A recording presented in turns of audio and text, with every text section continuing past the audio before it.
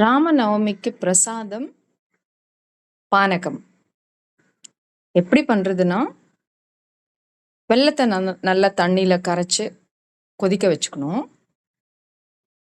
அது நல்லா கொதிச்சதும் அதுலேயே ஒரு 1/2 ஸ்பூன் மிளகு பொடி, சுக்கு பொடி, ஒரு சின்ன துண்டு பச்சை கற்பூரம், இதெல்லாம் போட்டு நல்லா கொதிச்சதும் ஆஃப் பண்ணிட்டு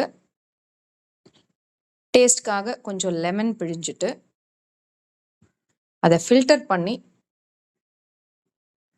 குடிச்சோன்னா